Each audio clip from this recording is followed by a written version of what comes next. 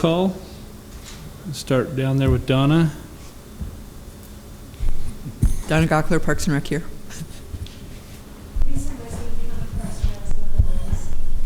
Sarah Cofield, Health Department. Shane Stack, MDT, Missoula District. Lynn Hellegard, Mr. TMA.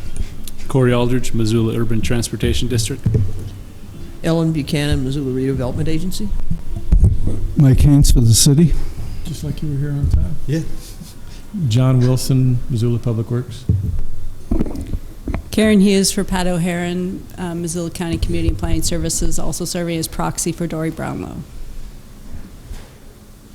Ben Weiss, City. Do we have anybody on the phone? We will. I know we had some music.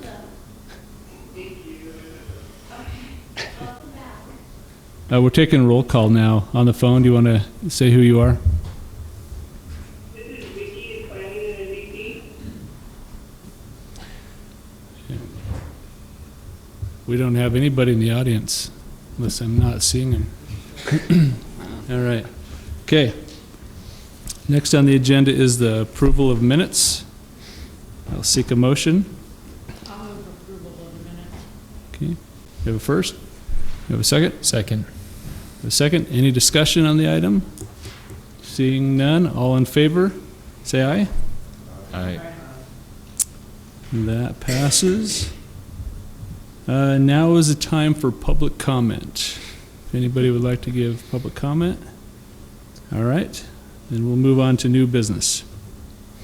We're time to elect the 2018 TTAC chair and vice chair. And I think it's typically gone in a regular order. So I would nominate Lynn Hillegard as the chair for 2018 and Shane as the vice chair. I'd second that. Okay. Anybody else? Any other nominations beyond that? Okay. Well, all in favor of approving them, say aye. Aye. Okay. All right. Done. I think I can handle the rest of this agenda. All right. Next on the agenda is the pedestrian facilities master plan update. Take it away, Aaron. Yeah, thanks. I think this will be a fairly quick meeting. We just have some updates. We've been doing a lot of work on the pedestrian facilities master plan over the last couple of months. I think the last time we gave an update was back in maybe early November. So we've gone on from there, looked at a lot of data, done a lot of research, and hopefully this will be interesting information and we can get some feedback from all of you on what direction we might go with it. So just kind of a refresher of where we are in the project schedule. We finished up most of our existing conditions analysis in November. We're in the middle of establishing the priorities. So this is looking at different ways we could evaluate where we build new sidewalks, where we do different kinds of improvements, and how we would prioritize the small amount of money that we have available year to year. After this, we'll be moving into looking at some more policy recommendation, implementation strategies, and then hopefully, again, writing the document over the summer with adoption sometime in mid to late summer, July or August. So we're on track with the schedule that we laid out, so I think we're doing well there. So we want to talk a little bit. We did a fair amount of research, looking at primary research on the impacts of pedestrian improvements to health, mode split goals, so how people are deciding to get around, whether they're walking or not, looking at some ADA accessibility-based research and impacts on the health of peoples with disabilities and how that relates to pedestrian infrastructure. And then we did some research on safety improvements, crossing infrastructure, how you might reduce conflicts, what that does to walkability, and whether or not people are choosing to walk. So we gave kind of a summary of that research that you should have in your materials, but sort of big picture on the health side of things, there was some inconclusive and some conclusive research based on, if you build pedestrian infrastructure or what's affecting walkability and the impacts that has on health, particularly physical activity. What we found was for transportation-based physical activity, so that would be walking to get to specific destinations, like walking to school, walking to work, there's a pretty high correlation between good infrastructure, things like sidewalks. The built environment is really key for that, so densities, proximity of residential to employment. So the more you have those kinds of built environment improvements, you get an increase in physical activity for transportation. What was less conclusive, or there was some mixed results, was overall physical activity. So when you think about people walking for recreation or other means, it was kind of a mixed bag. Some studies showed that there wasn't necessarily a lot of net increase in overall physical activity. So that may be people walking more for transportation and walking less for recreation or those kinds of things. There's also a little bit less correlation between built environment and that recreational physical activity. That may be based more on the kinds of things you could walk to, like parks and trails, and some of the social demographic aspects of that. So thinking more about the education programs, outreach, that kind of information. On the mode split, there was pretty clear evidence that if you build good infrastructure and you have the right kind of land use policies, so again, having mixed use, residential in closer proximity to commercial, good integration with pedestrian facilities and transit, that people are more likely to walk for transportation, and that people who walk for transportation are using other modes as well, so transit and biking, and so you get that mix and shifting away from using motor vehicles as the primary means of getting around. The ADA research we did was partially focused on some of the health outcomes that people with particularly physical disabilities are more likely to have, greater health disparities, and that there's a really critical link with providing good infrastructure like curb ramps, safe crossings, making our facilities accessible, and that there is some evidence that can improve health outcomes for those folks. On the safety side, we did some research on what that means for walkability. If you put in safe crossings, looking at perceptions of safety, so that's something that I'll get into a little bit with our survey research, that perception of safety is a really big concern for a lot of people for walkability. So there's some key points there when we think about prioritizing investments and where we put those investments. I think the research has a lot to say about how we can maximize our investments there. So just an example of some of the information that are in that research that can be fairly helpful. There were a lot of studies that were kind of the meta-analysis, so they're looking at a lot of different studies, aggregating all of those results and seeing what can impact pedestrian activity, physical activity, all that. So this is an example of a table from one of those studies where you can look at different kinds of improvements like land use and mixed destinations having the evidence is very strong that has an impact on physical activity for adults. Same with street connectivity, walkability. And again, that's for transportation-based physical activity. When you're looking at recreation or leisure-based physical activity, there are some different kinds of things that would have a higher impact on increasing that physical activity. So some interesting results. Definitely encourage you to read through some of those studies if you have time. I think particularly related to the health impacts, there's some really interesting research being done. And can help us prioritize what kinds of investments we make and where we make them to improve health outcomes. So that kind of brings us to our survey. I presented some preliminary results on this back in November. We did finally close that survey with a total of 559 responses, which I think is really good for a survey in Missoula. It's a breakdown of, we had representation from all of the neighborhoods in the city, as well as folks who live outside of the city or didn't identify with a specific neighborhood. So again, pretty good, broad geographic representation. Obviously the north side, for some reason, the north side and west side had very high participation, but we've also seen that in the Invest Health work that's going on. I think they're just a very engaged neighborhood right now around this kind of planning. So not necessarily surprising, but interesting. We also had a pretty representative sample in terms of some of the key demographics. So responses by age, most respondents, a little over half, were between 25 and 44, but we also had good representation from other, basically from every age category. Our lowest was from 18 and under, which may just be the way that these surveys are given out. You know, it gets a little bit more sensitive when you're trying to target people who are minors and may not be, you know, I think there's some legal issues with surveys that we want to be a little bit careful there. But it's something that we've thought about, you know, how do we get more information from people who are under 18, because they may be the ones who are most affected by this kind of planning. Also interesting, responses by gender. Over 2/3 of our respondents were female. So that's an interesting result. They are very interested in this, and that may say something about the kinds of responses that we got. We also received responses from a variety of different peoples with disability. The largest category there was people with mobility related.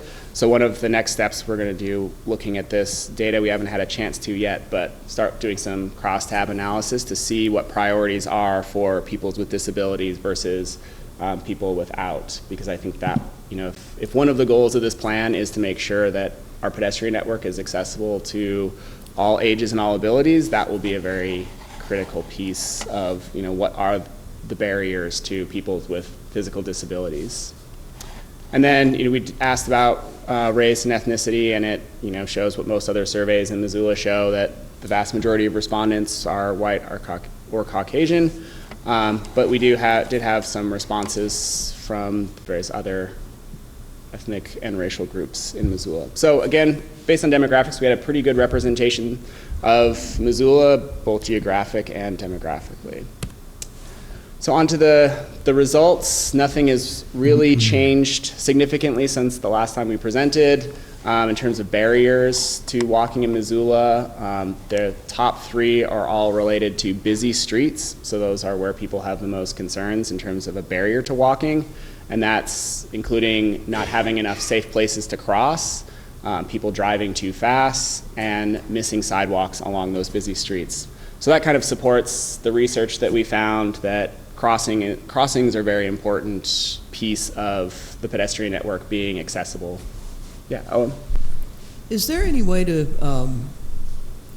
can you look at where these responses came from in terms of neighborhood?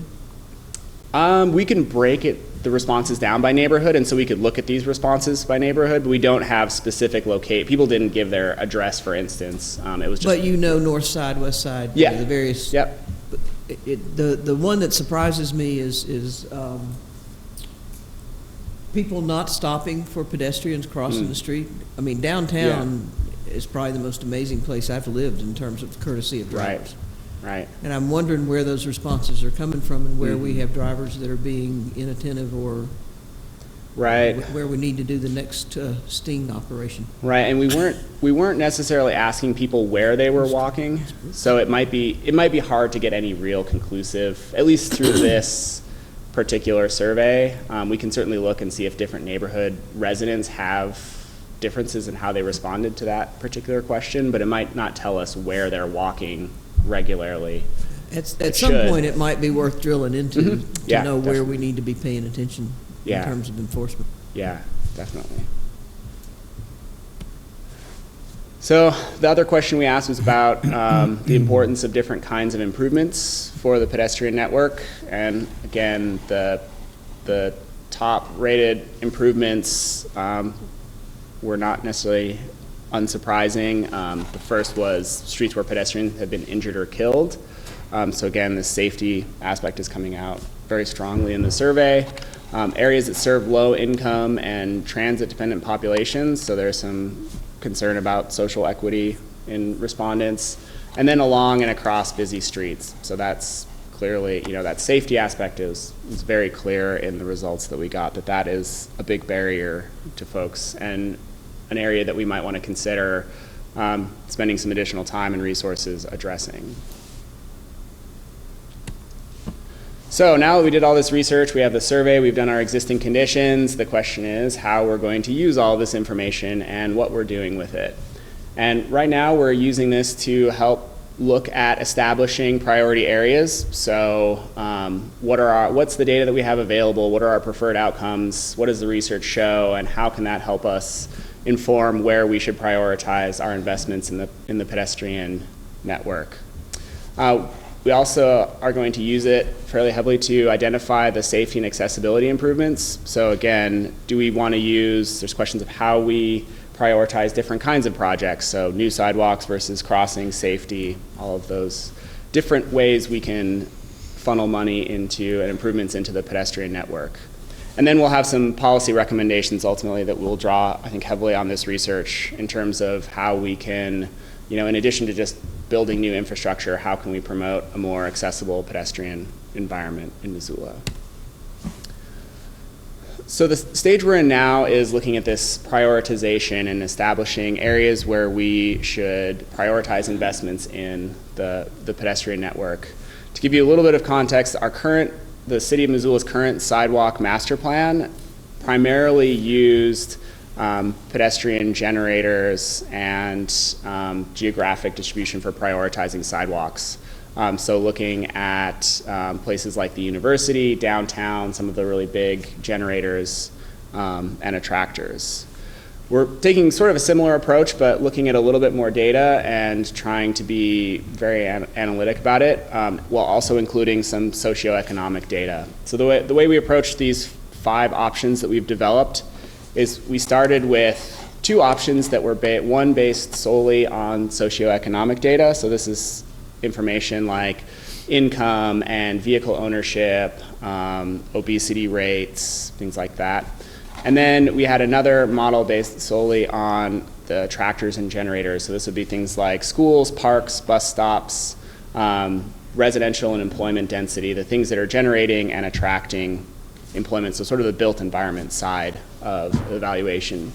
And then we established 3 options that are on a spectrum between those 2 extremes of one or the other.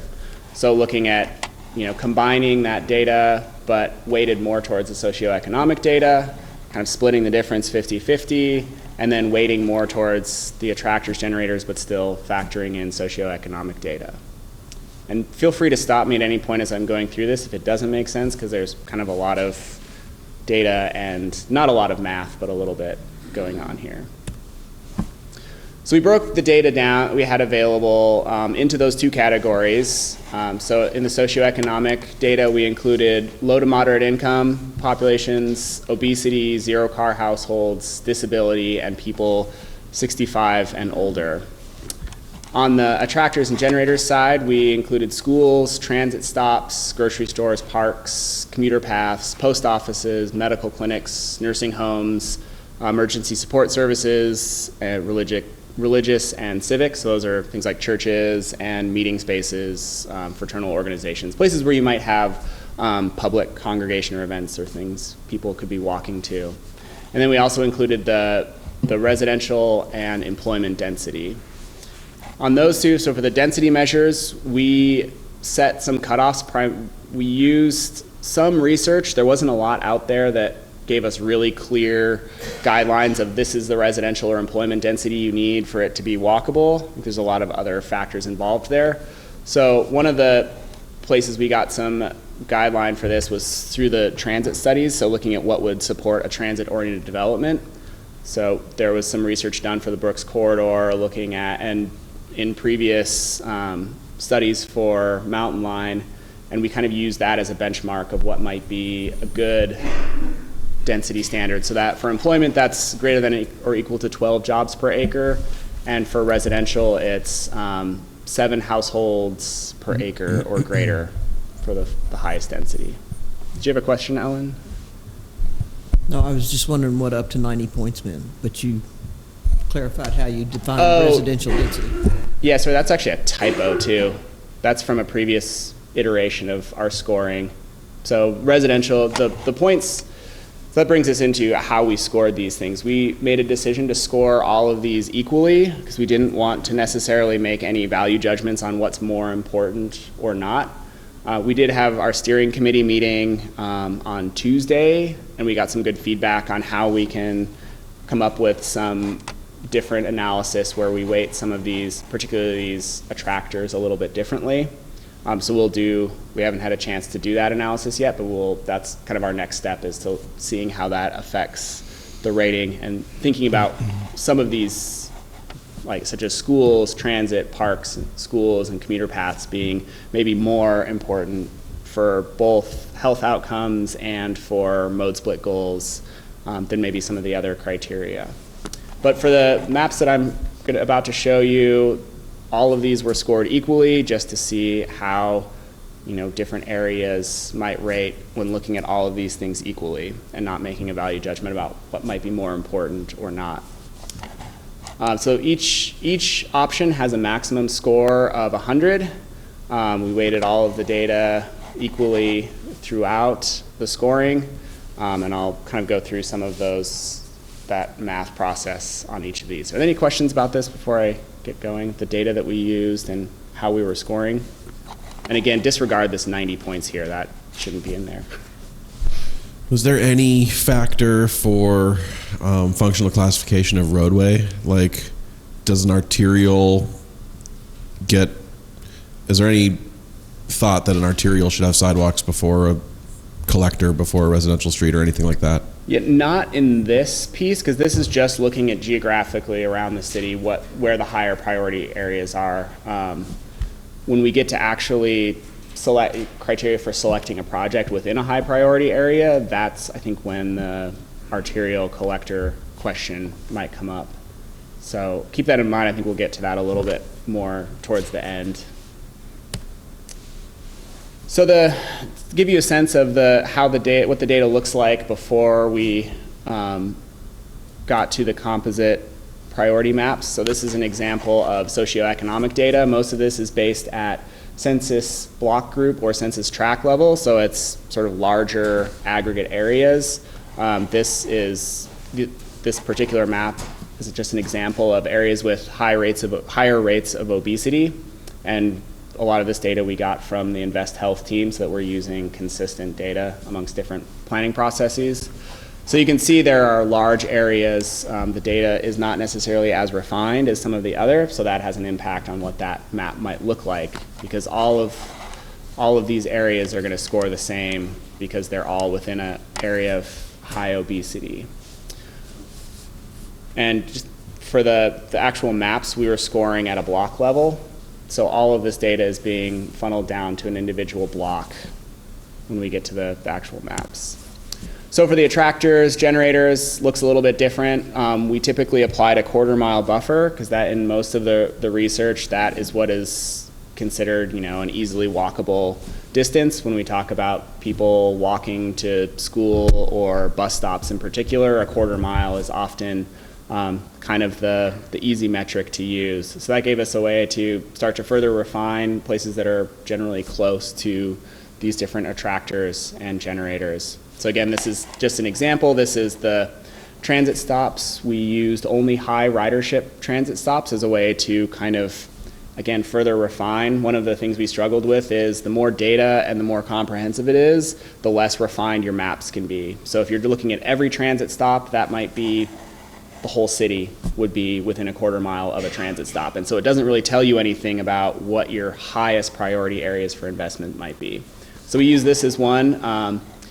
We've had some conversations with Vince at Mountain Line and other folks about, are these high ridership stops because they have good infrastructure next to them or not? So that's kind of a next step of analysis we can do, is looking at these transit stops and look at the presence or absence of sidewalks in your transit stops and see if that correlates with high ridership, because that, again, that might tell us something about whether we're using the right data or not. But for now, this is kind of our first attempt at establishing priorities based on where the most people are riding transit and how can we facilitate making those accessible. So again, residential and employment density we calculated at the block level. So we're using this data. So each block had, a number of total households per acre and jobs per acre. And so then we can score those based on the ones where we have the highest residential and employment density as a way to further evaluate where we should prioritize sidewalks. Again, based on research that if you have good mixed use or if you have higher densities, people are more likely to walk. So facilitating that and kind of making the most cost-effective or efficient investments. Ben? Does Brooks not have high employment density per acre because of how many acres of parking there are? No, Brooks actually has high employment. It's one of the higher employment. This is residential density on this map, just as a, kind of an illustration. I didn't put all of the data up here because there's a lot of it. This is just residential densities, just so you can see what that data looks like before we get into the actual maps showing priority areas. There's quite a few data sets, and I didn't want to go through all of them, but we have that available, and I can share it. It's pretty easy to see. So this takes us into our prioritization. So we took all of that data, we scored each metric was scored evenly, which gave us every block. So looking at this map, each one of these individual blocks received a score based on the underlying data. And then we could break those into low to high priority areas. So the darker scores, oh, go ahead, John. Sure. I noticed on this map that like Martin Golf Course, University Golf Course, areas on the Blue Ridge. Yeah, so because we were taking each block and just looking at where those blocks intersected the underlying data, some of the, you'll see this area, for instance, looks like it's scoring fairly high.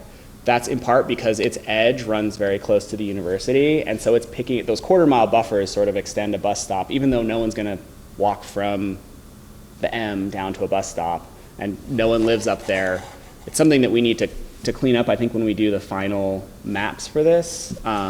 But some of these edge areas that have, maybe a small portion overlapping a lot of different things look like they score high, but it's because they're really big blocks. So again, Larchmont Golf Course, that's near a lot of these things and scores fairly highly, but there's no people living there. So that, I think we have to do some interpretation of these maps in terms of where we would actually invest in.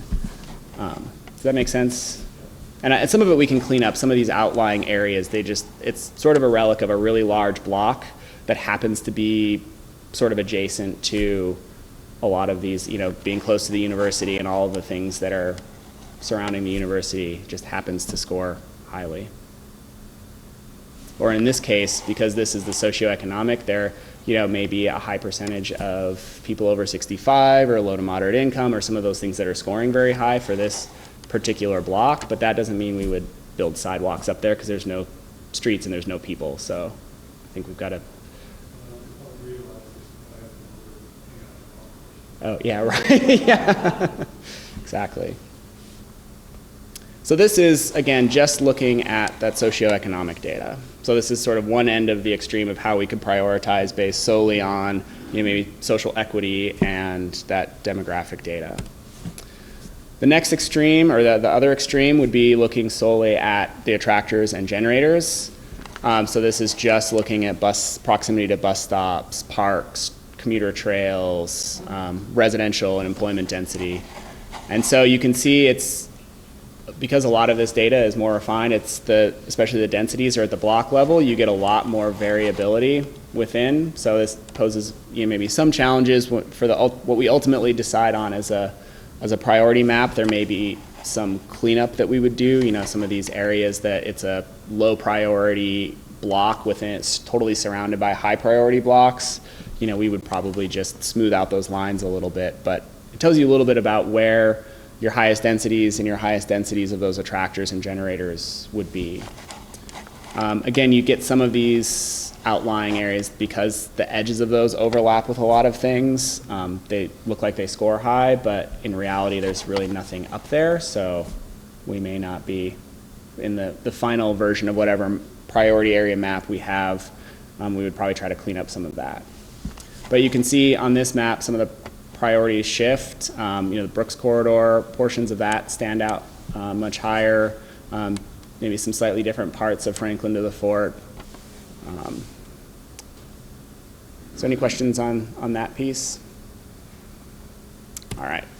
So then as we go through, we had three options kind of between those two extremes with different combinations. So essentially what we did to get at these scores was we took the two previous scores for each block for the socioeconomic and for the attractors generators and multiplied those scores by a percentage to get the weight.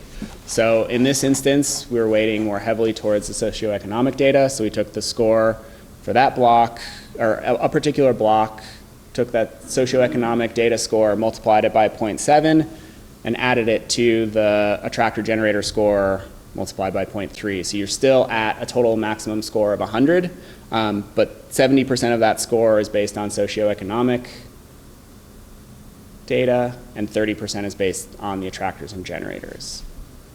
Does that make sense?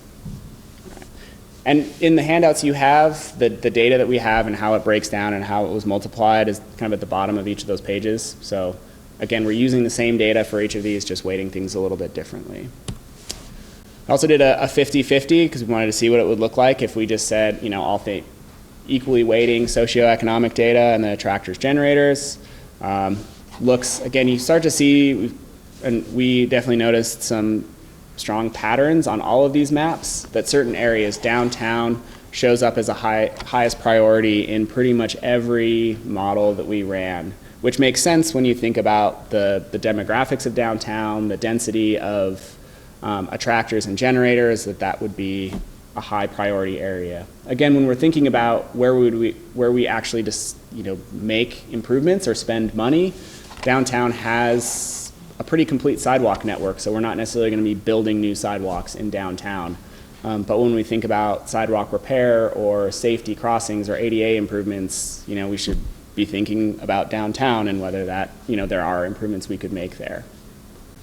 Other areas that show up pretty consistently are north side, west side, particularly the inner portion, the closer to downtown, and then Franklin to the Fort, kind of around the school park, the central part of it, and then again Brooks corridor around that Brooks South Russell where you have a fairly high density of activity going on. So then the last model we ran was kind of a reverse of the socioeconomic weighted. So this is weighted more towards attractors, generators, but still taking some of that socioeconomic data and applying it to the score. So those are the 5 options that we've kind of come up with as our base for taking out to the public and getting some more feedback on. Ultimately, I think we would identify one of these that we would include in the final plan, but hopefully this gives folks a context of how changing the data that we're looking at and changing what we're prioritizing changes where we would invest more heavily in sidewalk infrastructure. So that, I want to talk a little bit about the safety and accessibility piece, because it's not, we've had a lot of conversations about how we would prioritize that, and would it necessarily be prioritized the same way as new sidewalks or sidewalk repair? So how would we do that? Would we use the same approach or not? And we've done some thinking and research about it.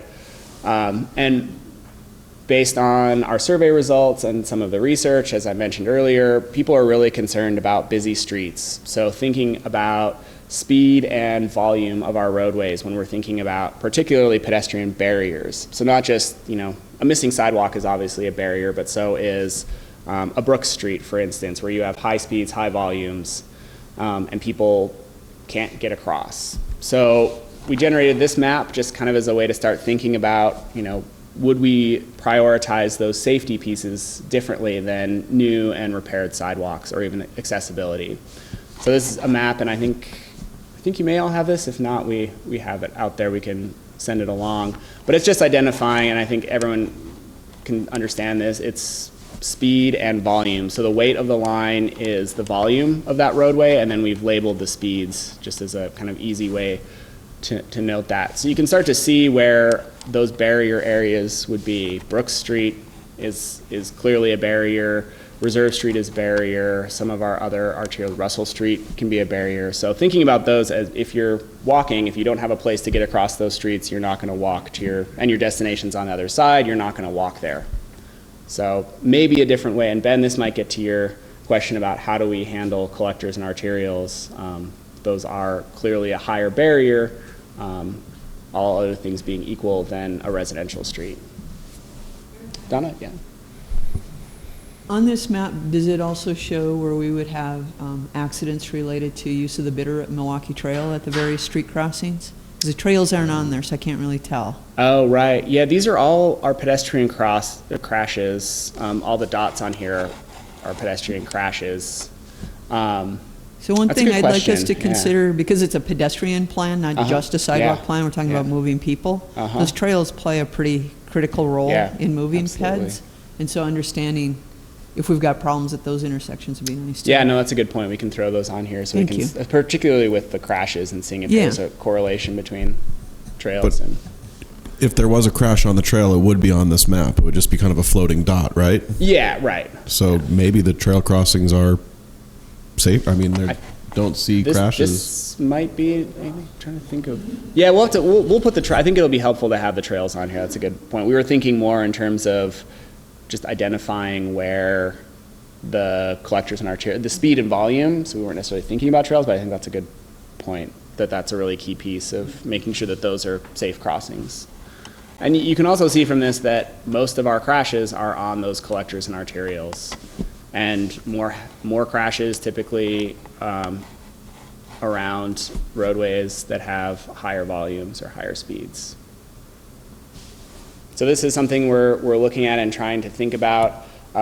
There's also some FHWA research or guidelines in terms of what sorts of improvements you would put on a roadway given the speed and volume. So this is a table we found that could be very helpful when we start coming up with some of those potential improvements that are, it's kind of a menu of possible improvements you could do, and then, where those fit on roadways with different speeds and volumes. So it'll be a really helpful tool just as we're coming up with projects to make sure that we're applying the appropriate treatment given the speed and volume.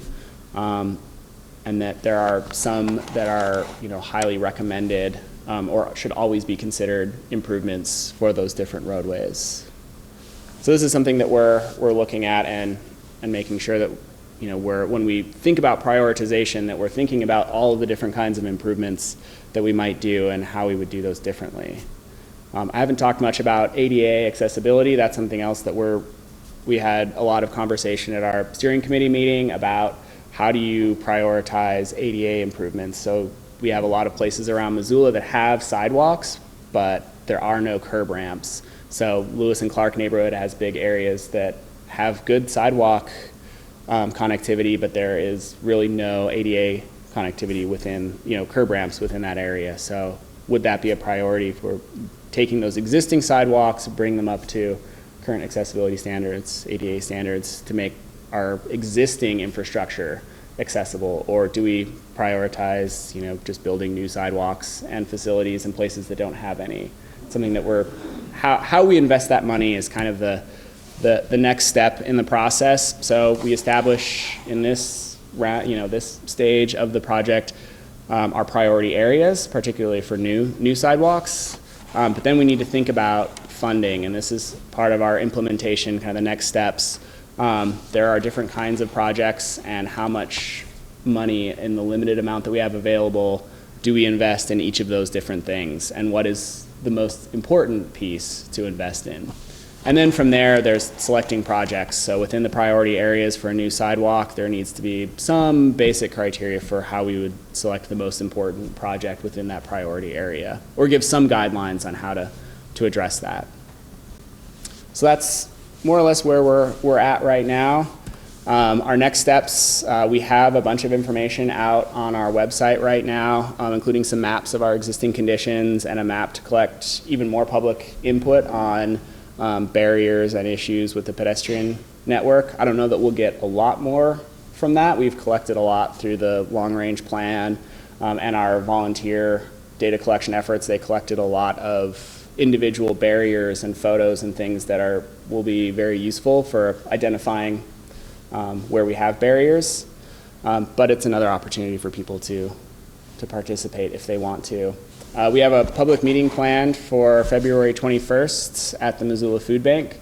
So that's where we will take a lot of the work that we're doing right now to the public, get some more input on, what the community's priorities are, get some information potentially on what people are walking to and from when they do walk, so that we can use that in making sure that our priority scoring method matches what people's actual walking priorities are. And then, we're always interested in if we're missing something in this analysis, or if we can do some different kinds of analysis of that data. So that's where we're at. If you have any questions, happy to answer, or comments. Thanks for all the great information. Yeah. I was just noticing in the surveys, the things that are the road, barriers or inhibitors, many of them are related to safety. And we've got really good research on wellness, especially physical wellness, which I think is important. The other part of that research might be about design and how that design, because ultimately, to me, the design is what impacts the real and perceived safety, not just whether or not you have a sidewalk. Yeah, So, just a thought. definitely. Kind of along those lines, I know you're mentioning that once you start layering more and more on these maps, they become less precise maybe, but I was wondering if you'd considered using the inventory data that you did in condition to play a role. I could see a potential where an area is a low priority and its sidewalks are listed as existing, so we would think, gee, we don't need to spend any attention there, but the reality is that, yeah, they're existing, but they're heaved and in rough shape, or don't get maintained, or things like that. And so is there a way to factor in the condition of sidewalks with presence of sidewalks in the prioritization? Yeah, and we've had a lot of conversation. This is sort of one of our topics of conversation where we don't necessarily know what the right answer is yet, in terms of how do you prioritize the funding that you have available. And so one way is looking at the different kinds of projects, so putting money towards new sidewalks or sidewalk repair or ADA improvements or safety crossings. Then once you've done that, when you're within each of those, there might be slightly different ways to prioritize. So where you prioritize sidewalk repair may be different than where you're prioritizing new sidewalks. So we've started looking at and having those conversations about what measures would we use to evaluate where to do sidewalk repair, and all of those other things in addition to just our new sidewalk construction program. So I don't know if I have a good answer, but we're certainly looking at our condition data as a way to identify areas that maybe have lots of sidewalks in disrepair. The other piece about that I think is a challenge is it's a fairly high level evaluation of sidewalk condition. So there may be a sidewalk block that is rated good that has one panel that's totally gone, and for somebody in a wheelchair or something else, that could be a barrier and that sidewalk is not accessible, but it looks like it's in reasonably good condition. So we're trying to, but it's a lot of work to get individual panel level data on sidewalk condition. It's just not something we're really equipped for. So we have to think about how do we just identify, do you invest all your sidewalk repair in spot improvements that take one panel, replace it for fairly cheap, that then makes a whole block accessible, or are you repairing entire blocks that are falling apart? It's not an easy question to answer. So, any other comments? Go ahead. So it appears there's an assumption that there will be a pot of money that can be kind of prioritized and allocated for this work, as opposed to SIDs and that sort of thing. Is that accurate? Well, yes and no. We haven't really gotten into the funding side of it yet. I mean, the city does in particular have, the sidewalk subsidy that is, helping offset property owner costs. So there, and can be, is used for the CDBG grant match. So there are, I think, pots of money out there that can be used for this, and hopefully there could be more. I mean, I think once we get into looking at what's the cost to install all of the sidewalks that we need and all of the curb ramps that we're missing, and all of the safety improvements, that that could be 100 or 150 years with our current funding to get there. So identifying new or expanded funding sources will likely be a big piece of that implementation strategy part of it. Well, I bring it up because one of the things that's been a real sensitive point with MRA's investment in sidewalks is to do whatever we can to prevent gentrification. And with what's going on with housing costs in Missoula, if you start layering on infrastructure costs to property owners, you're going to force low-income people out of the city completely. Yeah. Or even young professionals. I mean, we're to that point now where Right. you can be making $50,000, $60,000 a year and not afford a house. Yeah, no, it's something we're definitely talking about and thinking about. I would definitely suggest making those refinements that you talked about in some of those outlying areas. I don't find those maps very intuitive, or I think they'd be a lot more helpful and a lot more insightful if those revisions were made and there was some more clarity to what that data is telling us. Yeah, sure. So for the next go-around of the LRTP, are you planning on having something set up for scoring the non-motorized transit projects based on how well they fit within this master plan? Because it looks like you plan on having this put together before we start into the next LRTP. And that, I mean, it's not that there's funding laying around for the extra projects, but would be, I think, a good tool to try to get some of these done. Yeah, definitely. And I think the way the LRTP addressed sidewalks was a little bit, there was money identified as going to sidewalk construction, but no specific sidewalk projects in the LRTP. So I think this is a way to take that money and suggest how we would invest it. Kind of like the bicycle master plan had, greenways was a project, but it was all of the greenways throughout the city, and that kind of as a project scored high, but that will likely end up being a number of projects. So how they get funded may be,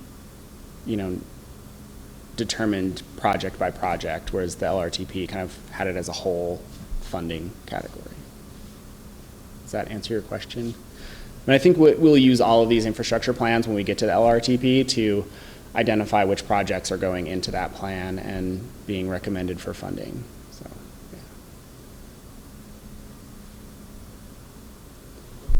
yeah. Just going back to the barriers and the crossings of busy roads, one of the things I guess I just want us all to think about is that one of the challenges we face when we try and improve crossings is the engineering profession kind of judges whether or not we can add a crossing based on how many people are trying to cross the road already. And so, but if people can't cross it safely, they're not trying. And so we need to find a way to overcome that collectively. And so I just want to throw that out there.